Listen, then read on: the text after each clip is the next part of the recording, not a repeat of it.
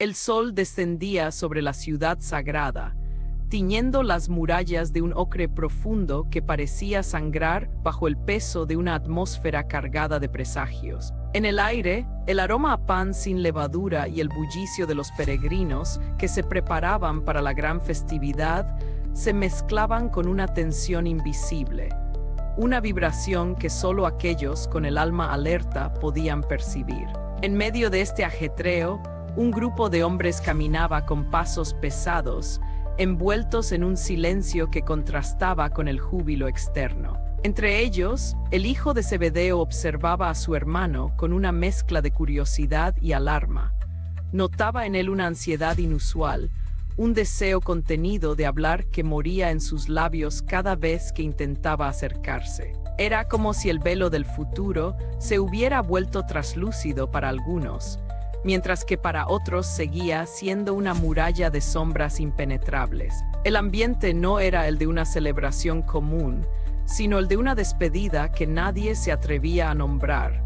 Una pausa en el tiempo donde cada gesto y cada mirada adquirían un peso metafísico. El maestro, aquel cuya presencia solía ser un bálsamo de serenidad, caminaba con una gravedad que sobrepasaba cualquier experiencia previa. Su semblante, aunque sereno, reflejaba la profundidad de un abismo que solo él podía contemplar.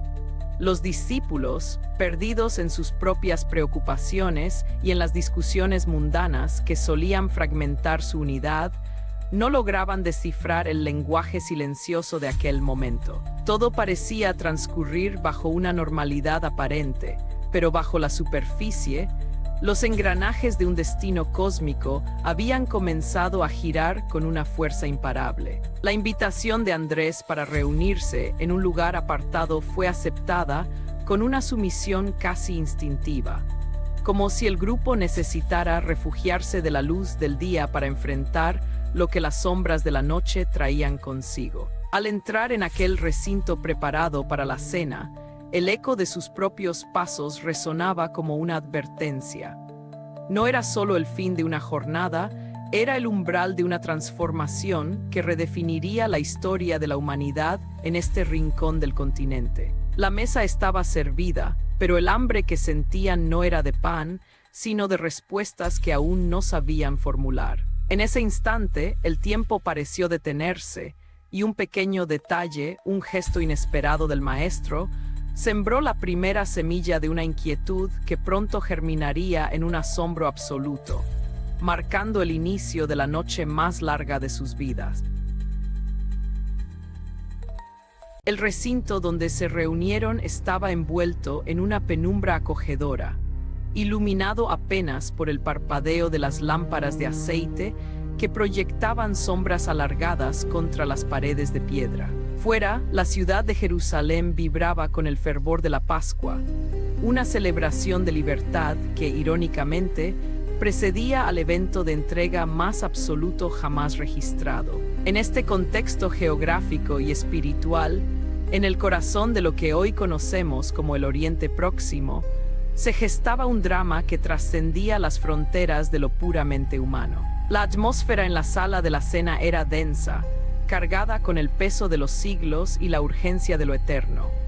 Los discípulos, hombres de mar y de tierra, con sus manos curtidas y sus mentes aún limitadas por las estructuras de un mundo materialista, intentaban comprender la magnitud de la figura que los presidía. El contexto no era meramente religioso, era el choque de dos realidades: la visión limitada del hombre que busca poder y seguridad, y la perspectiva cósmica de un ser que comprendía la vida como un servicio infinito. A medida que se acomodaban, las discusiones habituales sobre quién sería el mayor o cuál sería su papel en un futuro reino terrenal se desvanecían ante la mirada penetrante del maestro. El hijo de Zebedeo, distraído por sus propios pensamientos, apenas lograba seguir el hilo de los acontecimientos. No alcanzaba a ver que aquel encuentro no era una simple cena ritual, sino la culminación de un plan trazado en esferas que escapan a la percepción sensorial común. La geografía de aquel momento era tanto interna como externa. Se encontraban en el epicentro de un cambio de era. El maestro, plenamente consciente de la fragilidad de sus seguidores, se preparaba para darles una lección que destruiría sus esquemas mentales. El mundo exterior seguía su curso, ajeno a la revolución silenciosa que ocurría en aquel aposento. Sin embargo, la tensión crecía, alimentada por la brecha entre la sabiduría del guía y la incomprensión de los guiados. Se sentía en el aire una pregunta latente, una duda sobre la verdadera identidad de aquel que caminaba entre ellos como un hombre, pero hablaba con la autoridad de las estrellas. La base sobre la cual habían construido su fe estaba a punto de ser sacudida.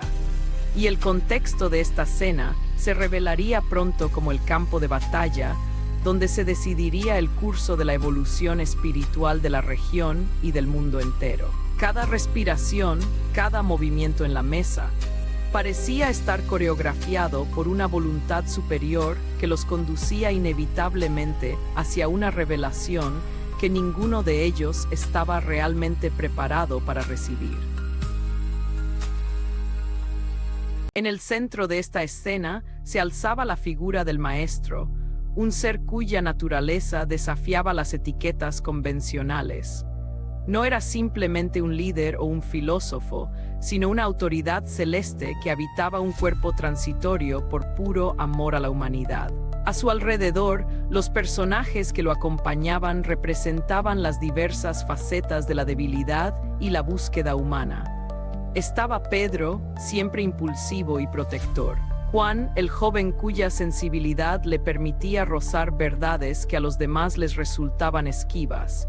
Y Judas, cuya agitación interna era un preludio de la tormenta que se avecinaba. El conflicto central no residía en las fuerzas externas que conspiraban fuera de aquellas paredes, sino en la lucha interna de cada discípulo por entender el concepto de sacrificio y humildad que el maestro personificaba. De pronto, rompiendo con toda expectativa jerárquica, el maestro se levantó, se despojó de sus mantos y, tomando un vaso con agua, comenzó a lavar los pies de sus amigos. Este acto, el más sublime de los gestos de servicio, dejó al grupo en un estado de parálisis emocional.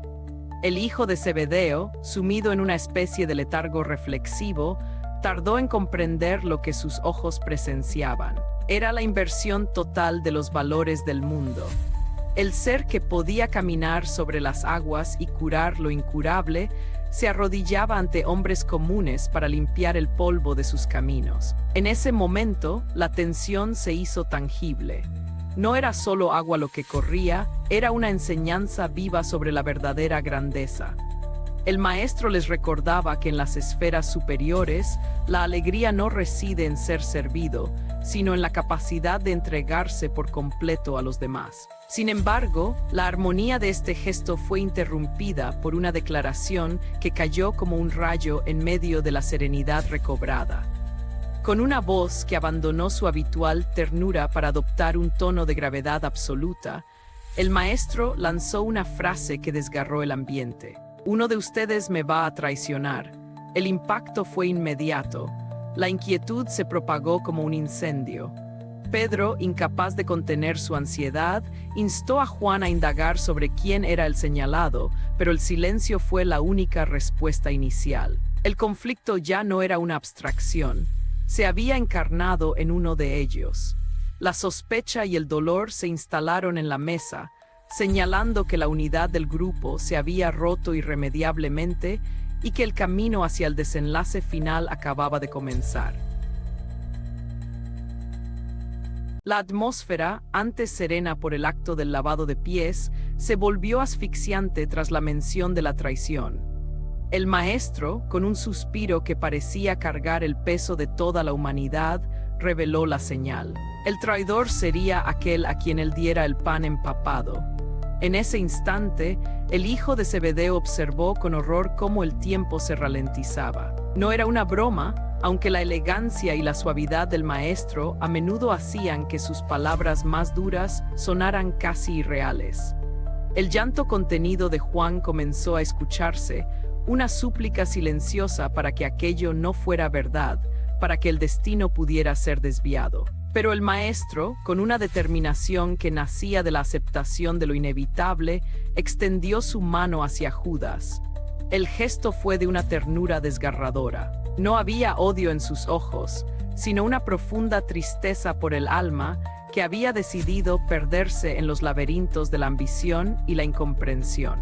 Al recibir el pan, Judas pareció entrar en un trance, una confusión de sentidos que lo llevó a llevárselo a la boca sin comprender plenamente la magnitud de su acto. Las palabras que siguieron fueron una orden cargada de urgencia. Lo que vas a hacer, hazlo pronto. Nadie en la mesa entendió el verdadero significado de este intercambio. Judas se levantó y salió apresuradamente hacia la oscuridad de la noche, desapareciendo de la vida de aquellos hombres para siempre. Con su partida, el maestro anunció que su hora había llegado, esa hora de la que tanto les había hablado y que ellos siempre habían preferido ignorar. Declaró su intención de dejar que se cumplieran los designios de este mundo, afirmando su amor incluso por aquel que lo entregaba. El retorno al Padre era inminente. Pedro, en su desesperación, intentó interponerse, preguntando a dónde iría, solo para recibir la respuesta de que no podrían seguirlo ahora. El hijo de Zebedeo y su hermano compartieron una mirada de entendimiento sombrío. Sabían que se refería a la muerte. Era la última vez que estarían todos juntos en esa mesa, una despedida que el maestro vivía con plena conciencia mientras sus seguidores aún luchaban contra la negación. La tensión narrativa alcanzó un punto de no retorno. El grupo salió del aposento con una sensación de irrealidad, caminando hacia el Monte de los Olivos bajo una luna que parecía observar con indiferencia el inicio del sacrificio más grande de la historia. El camino hacia el Monte de los Olivos fue una procesión de sombras. El aire nocturno, aunque fresco, no lograba disipar la sensación de pesadez que embargaba al grupo. Al llegar al lugar acostumbrado, un refugio de paz en medio de las tensiones de la ciudad, los discípulos se dispersaron, buscando descanso en medio de la fatiga física y emocional. El maestro, buscando la soledad necesaria para su última comunión antes del estallido de los hechos, se alejó un poco, seguido únicamente por la mirada vigilante de Juan.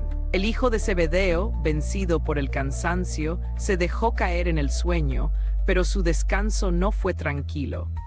En el plano de lo onírico, se vio transportado a un desierto vasto donde una caravana se desvanecía en el horizonte. De esa imagen emergió una figura solitaria que caminaba hacia él. Era el maestro.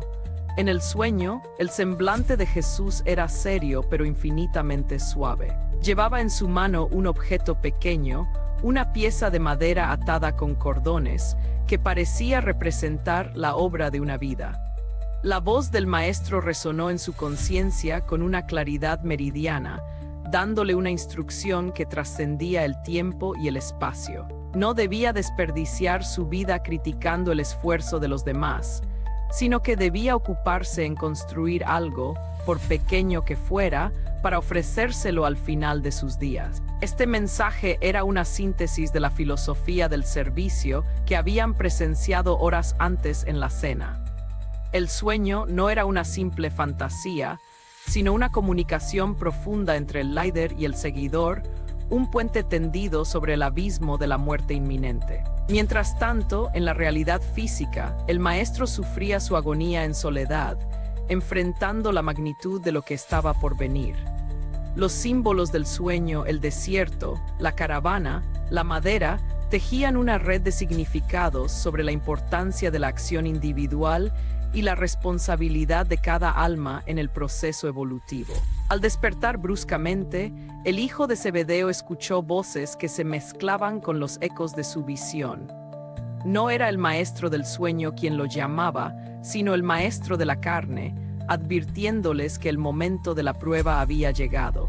Judas y los soldados ya estaban allí, rompiendo la paz del monte con el brillo del metal y el ruido de pasos pesados. La transición del sueño a la pesadilla de la realidad fue tan rápida que el discípulo se sintió desorientado, como si un fragmento de la eternidad se hubiera filtrado en el tiempo presente para darle una última herramienta de fortaleza. La calma de la noche fue violentamente interrumpida por el resplandor de las antorchas y el estruendo de los soldados del Sanedrín. El grupo que acompañaba a Judas se desplegó por el jardín, rodeando a Jesús con una mezcla de cautela y hostilidad. El hijo de Zebedeo, aún confundido por el sueño, sintió que el aire se volvía denso, como si una atmósfera extraña y opresiva emanara de la situación misma. Algo en el ambiente impedía que los soldados se acercaran con la confianza habitual. Era un malestar profundo que incluso los más rudos parecían percibir. Mientras el maestro entablaba un diálogo sereno con el jefe del grupo, la tensión acumulada en los discípulos estalló. Pedro, Andrés y Bartolomé intentaron formar una barrera defensiva, un gesto de lealtad humana que palidecía ante la magnitud de las fuerzas invisibles en juego. En un arranque de desesperación ciega, Pedro desenvainó un arma y agredió a uno de los soldados, hiriéndolo en el rostro. La sangre brotó, marcando el inicio de una violencia que el maestro no deseaba. Con una autoridad que detuvo el tiempo, Jesús reprendió a Pedro, recordándole que si él mismo lo deseara, las fuerzas celestiales bajo su mando harían imposible que cualquiera siquiera lo mirara, mucho menos que se le acercara. Les ordenó detenerse, pues su sacrificio debía ser un acto de voluntad libre, no una derrota militar. En ese momento indescriptible, ocurrió lo que el hijo de Zebedeo recordaría como el último milagro del maestro en vida. Con un movimiento rápido de sus manos cerca del rostro del herido, el ferimento desapareció por completo, dejando a los testigos en un estado de perplejidad absoluta. Judas, que observaba la escena desde una proximidad inquietante, parecía ver algo que trascendía la visión humana, una mirada perdida en un abismo de remordimiento y asombro. El hijo de Zebedeo intentó acercarse para comprender qué ocurría, pero el caos se desató. Alguien gritó que todos debían ser arrestados. El conflicto se complicó cuando los soldados, recuperándose de su estupor inicial, cargaron contra los seguidores. El discípulo se vio envuelto en una lucha cuerpo a cuerpo, la adrenalina y el miedo nublando su juicio mientras intentaba escapar de las garras de sus perseguidores. La unidad que los había mantenido juntos durante años se fragmentaba bajo la presión de la oscuridad y la traición, dejando a cada uno librado a su propia suerte en medio de la confusión. El jardín, que una vez fue un santuario de oración, se transformó en un escenario de fuga y desesperación. El hijo de Zebedeo, tras librarse de un soldado que intentaba sujetarlo, corrió hacia la oscuridad, pero no pudo evitar ver escenas que se grabarían a fuego en su memoria. Vio a su hermano siendo golpeado con violencia, hasta que la intervención desesperada de Judas, quien en un extraño arranque de humanidad instó a los soldados a soltarlo por ser solo un muchacho, permitió que Juan quedara libre, aunque herido y tendido en el suelo. La imagen del maestro con las manos atadas, siendo conducido como un criminal común por aquellos a quienes podría haber destruido con un pensamiento, era una contradicción que el discípulo no podía procesar. El peso de lo que estaba ocurriendo comenzó a cristalizarse. El fin de una era, el aparente fracaso de una misión divina. La presión aumentaba con cada paso que daba alejándose del monte, sintiéndose como un fugitivo de su propio destino. Se adentró en la negrura de la noche, ocultándose entre las sombras de los alrededores de la ciudad, con el corazón latiendo con una fuerza que amenazaba con romperle el pecho. Sabía que había agredido violentamente a un soldado y que, si era capturado, su final sería el mismo que el de su maestro. El miedo ya no era una posibilidad, era una realidad física que entumecía sus sentidos. Pasó el resto de la madrugada escondido, escuchando los ecos lejanos de una ciudad que se preparaba para un juicio injusto. La inevitabilidad de los hechos lo aplastaba. Recordaba las advertencias sobre la muerte inminente que habían recibido en encuentros anteriores con seres celestiales. Pero en ese momento, aquellas revelaciones parecían distantes y crueles. Al amanecer, intentó acercarse a las puertas de Jerusalén, solo para encontrar grupos de soldados e informantes del Sanedrín vigilando cada entrada. El cerco se estrechaba no solo sobre Jesús, sino sobre todos ellos. El sentimiento de abandono y la angustia moral se mezclaban con el dolor físico de su vida. Estaba presenciando el colapso de su mundo, y la intensidad de la situación lo empujaba hacia un abismo de impotencia. Cada minuto que pasaba sin noticias aumentaba la presión, una carga emocional que se volvía insoportable bajo el sol que comenzaba a castigar la región, anunciando un día que cambiaría el significado del sufrimiento humano para siempre. Cerca del mediodía, un fenómeno extraño ocurrió. Los soldados que vigilaban las puertas de la ciudad abandonaron repentinamente sus puestos. El hijo de Zebedeo, temiendo una trampa, esperó un tiempo prudencial antes de arriesgarse a entrar. Cuando finalmente logró infiltrarse por el portón de los carneros, fingiendo ser uno de los muchos enfermos que buscaban curación en los baños cercanos, se encontró sumergido en una atmósfera de pesadilla. El aire en Jerusalén estaba cargado de un murmullo inquietante, un rumor que se propagaba como un veneno por las calles. Mientras buscaba refugio en los lugares habituales, la verdad lo golpeó con la fuerza de un impacto físico. No era solo un juicio, la consumación ya había tenido lugar. El Maestro, aquel que poseía ejércitos celestiales a su disposición, había sido crucificado entre dos rebeldes. El punto de inflexión fue total.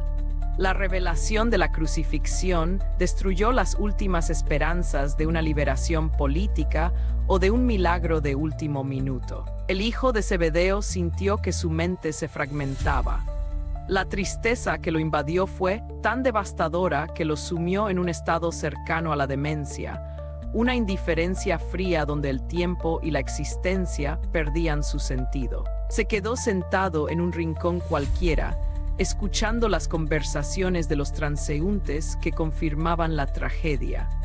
El ser que había transfigurado su realidad se encontraba ahora clavado a un madero, sometido a la infamia más extrema de la época. Fue en ese estado de colapso emocional donde dos discípulos residentes en la ciudad lo encontraron y lo llevaron hacia el lugar donde se ocultaba el resto del grupo. Al llegar, se encontró con una escena de dolor indescriptible.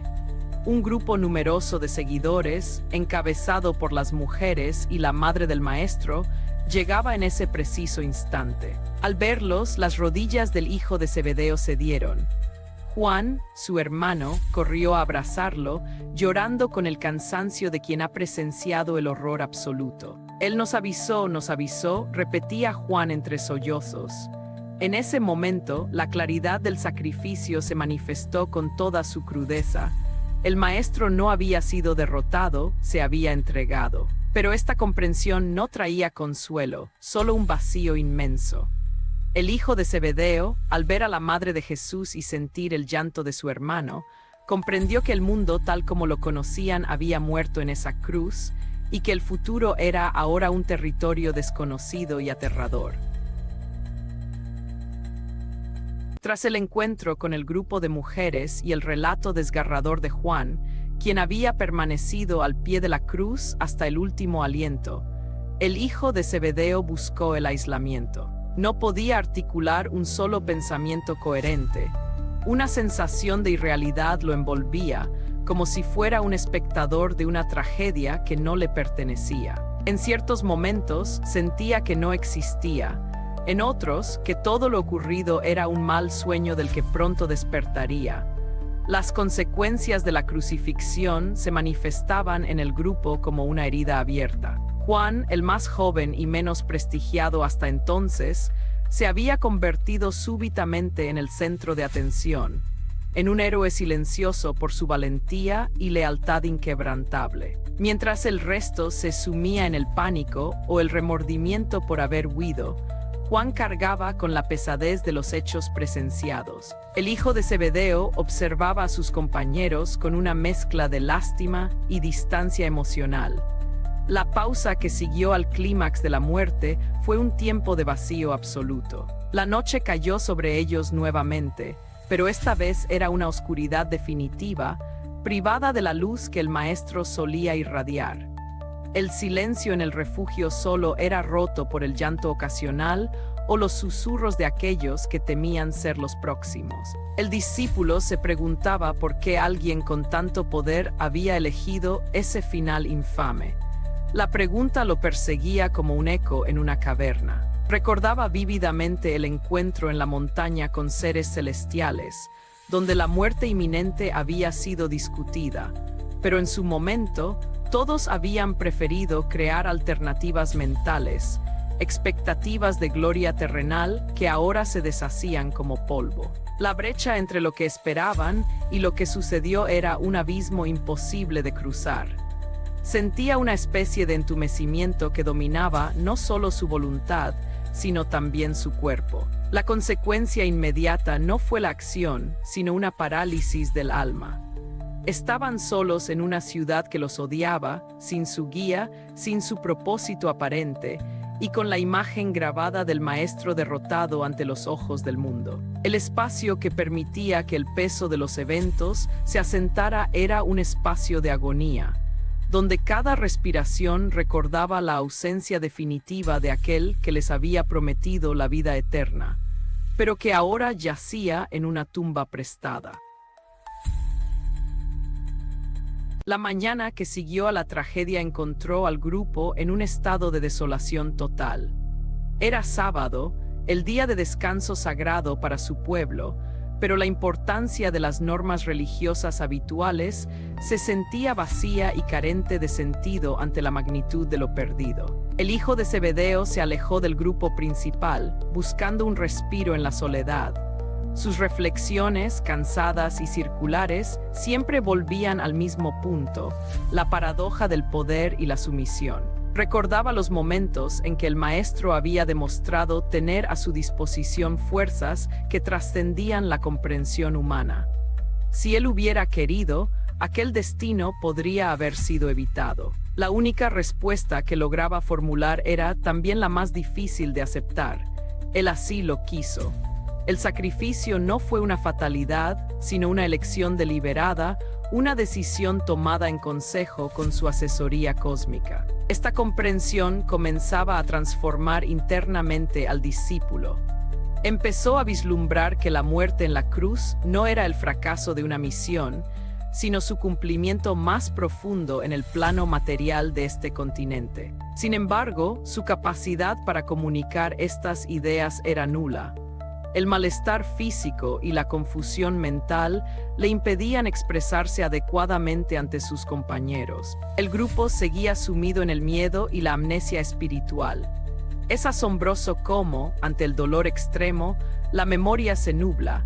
Ninguno de ellos recordaba en ese momento las palabras del Maestro sobre su resurrección al tercer día. Ni siquiera Juan, quien lo había seguido hasta el final, lograba aferrarse a esa promesa en medio de la oscuridad del duelo. La lección central de aquel tiempo de espera era la fragilidad del entendimiento humano. Habían convivido con la divinidad encarnada y aún así se sentían abandonados. La transformación que estaba ocurriendo en el hijo de Zebedeo era sutil, un paso de la exigencia de milagros a la aceptación del misterio. El asentamiento de los hechos permitía ver que el maestro los había estado preparando todo el tiempo para lo inevitable, pero ellos se habían negado a ver. El proceso de duelo se convertía así en un proceso de aprendizaje forzado, donde la ausencia física obligaba al alma a buscar la presencia espiritual. La resolución no llegaba a través de explicaciones lógicas, sino a través del agotamiento de la resistencia humana ante un plan superior que ya estaba en marcha, aunque ellos todavía se sintieran sepultados en el silencio del sábado. Al mirar atrás hacia los eventos de esos días terribles, surge una síntesis que une los hilos de la traición, el sacrificio y la aparente derrota. La narrativa del hijo de Zebedeo revela una verdad fundamental sobre la naturaleza de la misión del Maestro en este rincón de la tierra. No se trataba de establecer un reino temporal o de derrocar opresores físicos, sino de una intervención cósmica destinada a modificar el curso de la evolución humana. El enigma de la transfiguración, donde seres de otras esferas conversaron con él sobre su partida, se aclara bajo la luz de la crucifixión.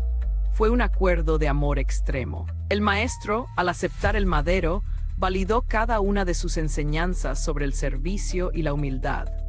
Si hubiera elegido el camino del poder celestial para evitar el sufrimiento, la historia de los últimos 2 milenios habría sido radicalmente distinta, despojada del ejemplo de entrega que ha servido de brújula moral para tantos. La significación filosófica de este viaje es profunda.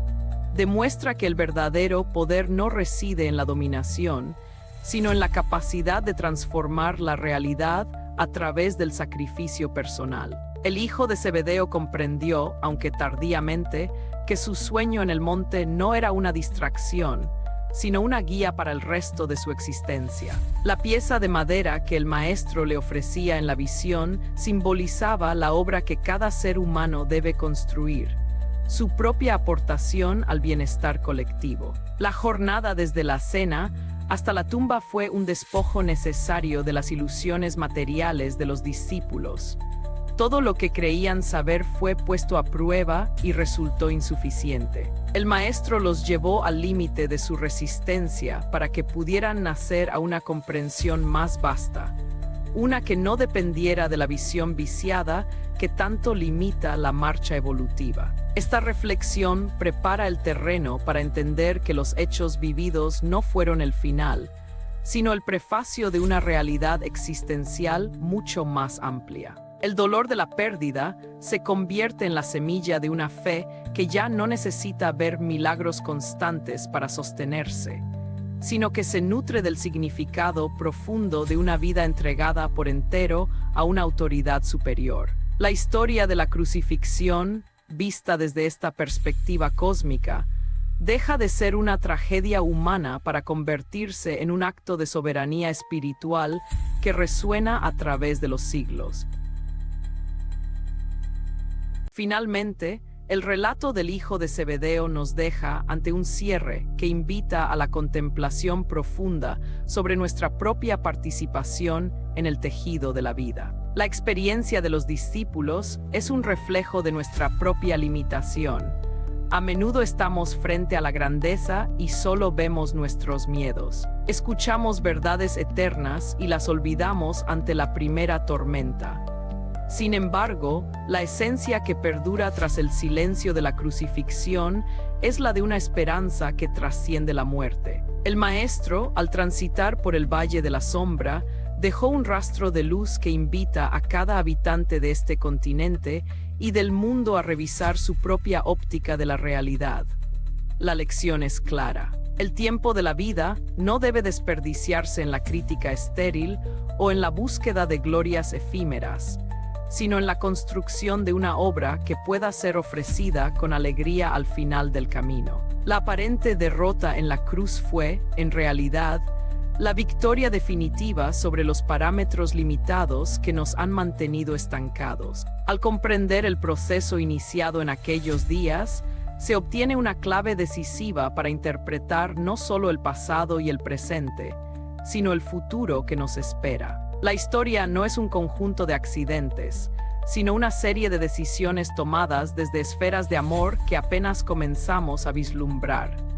El hijo de Zebedeo y sus compañeros, a pesar de su incomprensión inicial, fueron los testigos necesarios de un evento que redefinió lo que significa ser humano y lo que significa ser divino.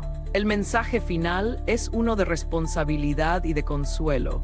Estamos siendo asistidos en nuestra marcha evolutiva, y cada acto de servicio, por pequeño que sea, resuena en la inmensidad cósmica. La figura del Maestro, uniendo la tierra con las estrellas a través de su sacrificio, permanece como el faro que guía a las almas hacia su verdadero origen. Al cerrar esta parte de la historia, nos queda la claridad de que el sufrimiento tiene un propósito cuando se pone al servicio de una causa superior, y que después de cada noche de angustia, existe la promesa de una claridad que todo lo transforma, invitándonos a ser constructores activos de un destino compartido bajo la mirada de lo eterno.